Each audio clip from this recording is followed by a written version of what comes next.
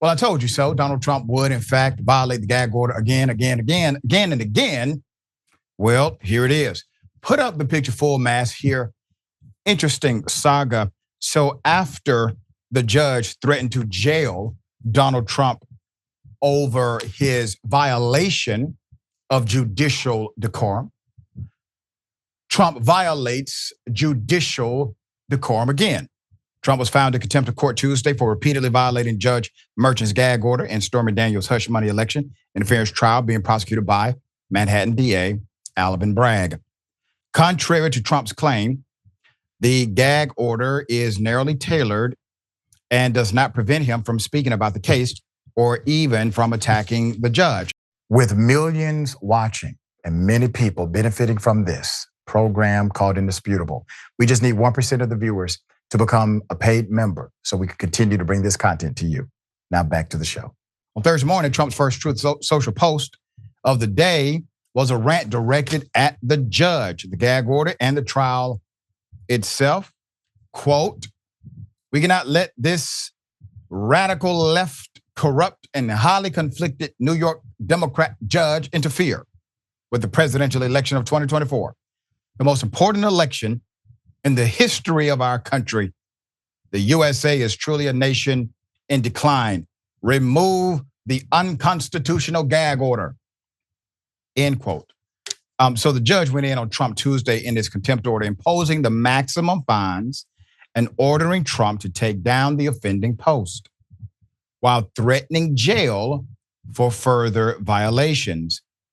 The judiciary law does not vest the court with authority to craft an appropriate punishment when a $1,000 fine will not achieve the intended purpose. While $1,000 may suffice in most instances to protect the dignity of the judicial system, to compel respect, its mandates, and to punish the offender disobeying the order, it unfortunately will not achieve the desired result in those instances where the one in contempt can easily afford such a fine. In those circumstances, it would be preferable if the court could impose a fine more commensurate with the wealth of the contemptor. In some cases, that might be a $2,500 fine. In other cases, it might be a fine of $150,000. Because this court is not cloaked with such discretion, it must therefore consider whether in some cases jail may be a necessary punishment. Therefore, defendant is hereby warned that the court will not tolerate continued willful violations of his lawful orders, and that if necessary and appropriate under the circumstances, it will impose an incarceratory punishment, and it is hereby ordered that defendant pay a $1,000 fine for each of the 9 violations of this court's lawful order by the close of business on Friday, May 3rd, which is tomorrow, 2024. And it is further ordered that defendant remove the 7 offending posts from defendant's Truth Social account and the 2 offending posts from his campaign website by 2:15 Tuesday. That was for April 30th. Now, this is going to be an interesting saga because the court is basically saying, listen, our discretion is limited at $1,000 per penalty in violation of the gag order. That's somewhat true. The judge does have the authority to suspend monetary fines altogether and to allocate jail as a penalty, period. Because the idea of a gag order is to force compliance from a defendant, sometimes a plaintiff, a defense attorney, or a prosecutor. It is to force compliance. It is to force compliance for a few things. Number one, they will say to protect the integrity of the judicial proceeding. But in that process, the judge has the authority and also responsibility to protect members of the jury, to protect witnesses. Looking at the severity of the violations, Trump has already violated both of those. He, the judge, is not protecting potential jury members or members of the jury. He is not protecting individuals who are witnesses because Trump has already talked about them in violation of the gag order. Now, if we're still talking about possible or maybe or perhaps, I think that language, Judge, should be thrown out the window at this point, because now you're getting out of the realm of just judicial protection of the process. And now you have to protect the people who make the process work. And that is who Trump continues to attack. I get it. You don't want to make this about you, so you allow Trump to attack you. You don't want it to be about your family, so you allow Trump to attack your daughter.